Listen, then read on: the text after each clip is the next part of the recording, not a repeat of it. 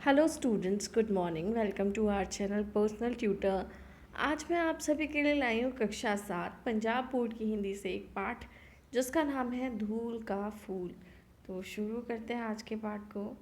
सरपट दौड़ती गाड़ी खेत खलियानों हरे भरे पेड़ों को पीछे छोड़ती हुई आगे बढ़ रही थी। सड़क पर गाड़ी के हिचकोलों से परेशान शरण सोच रहा था कि साहब को क्या हुआ। ऐसे ऊबड़ खाबड़ में कौन सा ज़रूरी दौरा आन पड़ा था। रास्ते है कि कटने का नाम ही नहीं लेता। मौन तोड़ते हुए उसने पूछा, अभी कितनी दूर है साहब? सड़क का हाल देखो, गाड़ी के अंजर पंजर ढीले हो जाएंगे। अरे शरण, शुक्र करो अब सड़क तो है।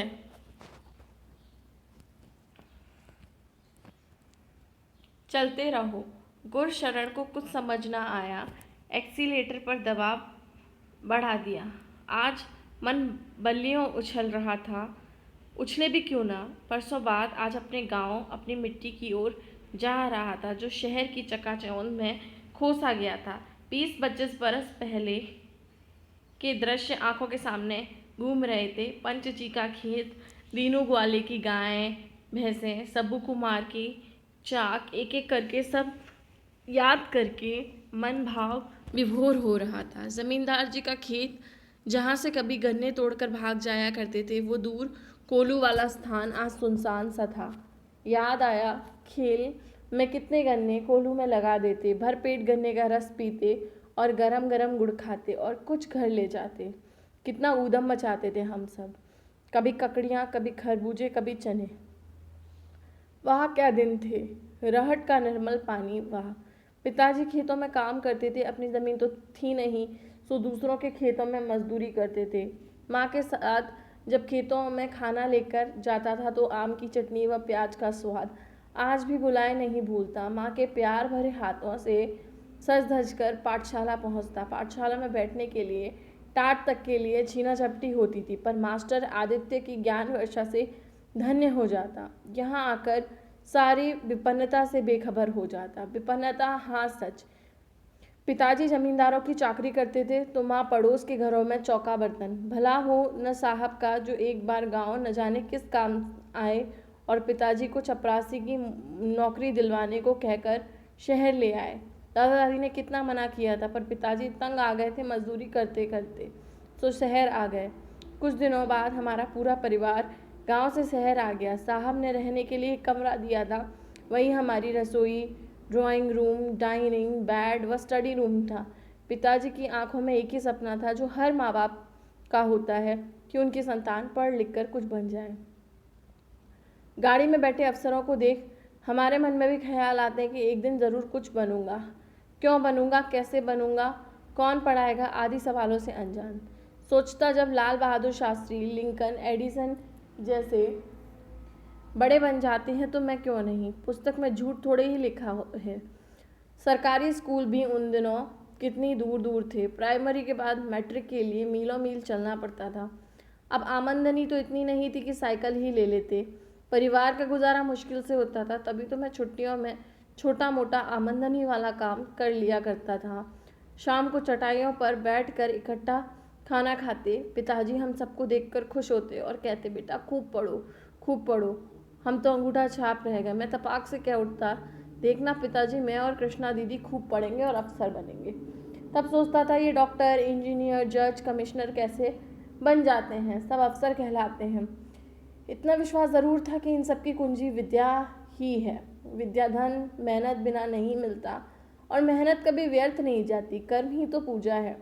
शरण, गाड़ी धीरे चलाओ, बरसों बाद गांव की ओर आया हूँ, अपना गांव। अरे साहब, गांव तो हमारा भी है, आप तो जानते ही हो। बच्चे बूढ़ी माँ और पिताजी के साथ रहते हैं। अच्छा, बच्चे तो पढ़ते होंगे। हाँ साहब, लड़का जाता है पढ़ने, और लड़की? मैंने हैरानी से पूछा। उसने उसका क्या, उसने घर का? इतना कह के वो रुक गया। खबरदार, मैंने टोकते हुए कहा। अरे लड़कियां ही तो घर का श्रृंगार हैं, परिवार का आधार हैं। अरे विवाह पर चाहे जितना धन दे दो, यदि उसकी झोली में विद्याधन नहीं तो सब व्यर्थ है। आज लड़कियां हर क्षेत्र में अपने आप को बेहतर साबित कर रही हैं। अरे जिस परिवार, देश, समाज में लड़कियों का सम्मान नहीं, वह कैसा समाज। शरण ने क्षमा मांगी और गाड़ी चलाता रहा। मैं सोचा, मैंने सोचा आदमी चांद पर घूम आया, पर कुछ की सोच अभी भी बाबा आदम के ज़माने की है। शरण चुप ना रहा, बोल उठा, साहब गरीब पढ़ा लिखा कर बच्चों को बेरोजगारी की धूली फकवाएगा नहीं। शरण अनपढ़ रहकर युवक भटकता है, बुरी संगत में पड़ता है, अंधेरे में खो जाता है और समाज के लिए सिरदर्द बनता है। मैंने उसे समझाया। अचानक खिड़की के बाहर ध्यान गया। मुटियारों का दल सिर पर बोझ लिए कुछ गुनगुना रहा था। दूर में खेतों में कंबाइन चल रही थी। कुछ स्त्रियां व बच्चे हाथ में झूला लिए अनाज की बालियां चुन रहे थे। मैं हैरान था। आज़ादी के इतने सालों बाद भी गरीब को अनाज की बालियां चुननी पड़ रही हैं, जैसे कभी कभी मैं भी माँ के साथ कटाई के बाद चुनता था। आंखों की कोर से अचानक पानी निकल आया। सोचा सरकार की कितनी योजनाएं हैं उत्थान के लिए, कौन डकार जाता है सब कुछ। मैं भी तो सरकार का ही एक अंग हूँ, सोच ही रहा था। अचानक सामने से एक बूढ़े को हाथ में लाठी लिए देख मैंने पहचानने की कोशिश की। शायद चाचा चरण सिंह थे, जो बचपन में हमें बरगद की छांव में कहानियां सुनाया करते थे, राजा रानी की, जन्नत और परियों की, भूत प्रेत व डाकुओं की। मैंने शरण को गाड़ी रोकने के लिए कहा। गाड़ी रुक गई। मैं चरण सिंह के सम्मुख खड़ा था। अपनी बूढ़ी आंखों से निहारते चाचा ने पूछा, बेटा कहाँ जाना है? मैंने उनके पैरों को स्पर्श करते हुए कहा, चाचा पहचाना नहीं? मैं तुम्हारा प्रशांत। प्रशांत? अच्छा अच्छा, नसीब का पुत्र। अब तो अवसर लगता है। कैसा है नसीब? आज यहाँ कैसे? सब ठीक है चाचा जी। आज गांव की पाठशाला का दर्जा बढ़ाने का आदेश लेकर आया हूँ। इसी बहाने अपने स्कूल व अध्यापक जी से भी मिल लूँगा, गाँव की सैर भी हो जाएगी। चाचा की आंखों में खुशी के आंसू झलक आए। खुश रहो बेटा, खूब यश प्राप्त करो। तुम इतना ऊंचा पद प्राप्त कर हमारे गांव का नाम रोशन कर दिया। विदा ले मैं गाड़ी में बैठा। गाड़ी पाठशाला के द्वार के निकट रुक गई। द्वार पर रंगोली सजी थी, दीपक जल रहे थे, रंग बिरंगी झंडियों से प्रांगण सजा था। पुष्प गुच्छ लिए नन्हे नन्हे हाथ मेरी ओर बढ़ गए। अध्यापक आदित्य प्रकाश, जिनका मैं प्रिय शिष्य था, के पैरों का स्पर्श करने को झुका कि उन्होंने बाहों में भरकर गले लगा लिया। आज वे फूले नहीं समा रहे थे, समाए भी कैसे। उनका गरीब प्रशांत कलेक्टर प्रशांत बन गया था और सरकार की ओर से पाठशाला का दर्जा बढ़ाने की घोषणा करने आया था। स्वागत गीत व बैंड की मधुर ध्वनि से वातावरण गुंजायमान हो रहा था। तो ये कहानी थी, इसका नाम था धूल का फूल।